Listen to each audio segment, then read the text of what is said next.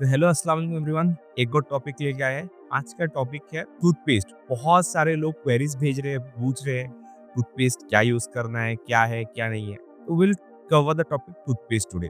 Toothpaste होता क्या है? It is a kind of dentifrice which helps in cleaning of tooth. दांत साफ करने के लिए जो डेंटिफाइज यूज करते हैं वो टूथपेस्ट होता है। अब टूथपेस्ट जो होता है उसमें क्या क्या होता है?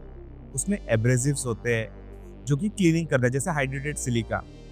फिर आपका डिटर्जेंट्स हो गया, जैसे सोडियम लोरल सल्फेट हो गया, वो भी क्लीनिंग में हेल्प करता है।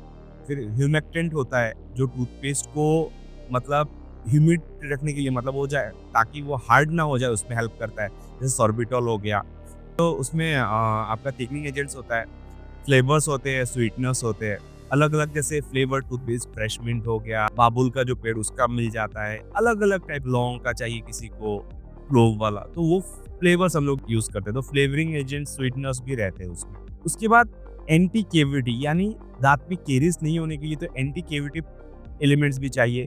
उसमें क्या करते हैं, सोडियम मोनोफ्लोरोफॉस्फेट होता है, स्टेनस फ्लोराइड होता है, वो सब रहता है। उसके बाद आपका एंटी टार्टर, यानी जो कैलकुलस नहीं होने के लिए एंटी टार्टर के लिए क्या रहता है, टेट्रासोडियम पायरोफॉस्फेट होता है। ठीक है। उसके बाद एसएलएस जो बोला मैंने, अब एक लोगों को डाउट है, ये तो हो गए एलिमेंट्स क्या क्या रहते हैं, उसकी कॉम्पोजिशन। उसके बाद एक बहुत ज़्यादा चीज़ है, एसएलएस को लेके बहुत ज़्यादा लोगों के अंदर डर है, कंफ्यूजन है कि सोडियम लोरल सल्फेट रहने से क्या ये कैंसर कॉजिंग एजेंट है, क्या ऐसा होता है, क्या वैसा होता है। देखिए, if you are allergic to SLS, तो आपको एसएलएस अगर टूथपेस्ट में रहेगा तो क्या होगा, आपको इरिटेशन हो सकता है, इन्फ्लेमेशन हो सकता है, या फिर डिस्कमिशन हो सकता है एपिथेलाइजेशन।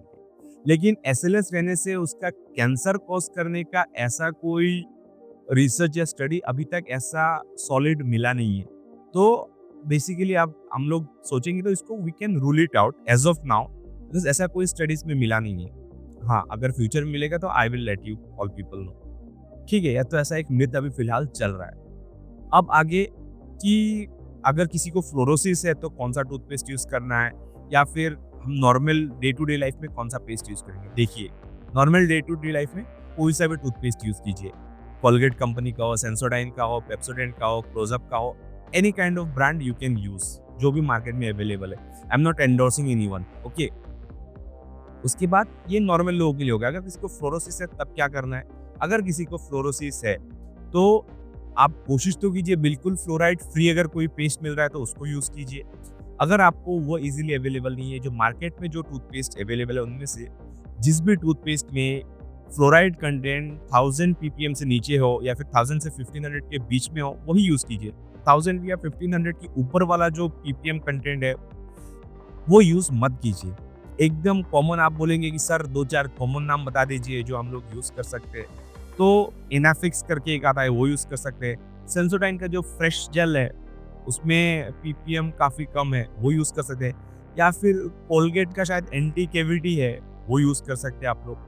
तो basically toothpaste we can use any brand, any kind of toothpaste, except for our fluorosis cases, जहाँ पे इंसान को फ्लोरोसिस है तब जाके फ्लोराइड फ्री या फिर कम फ्लोराइड मात्रा का टूथपेस्ट हमको यूज करना है।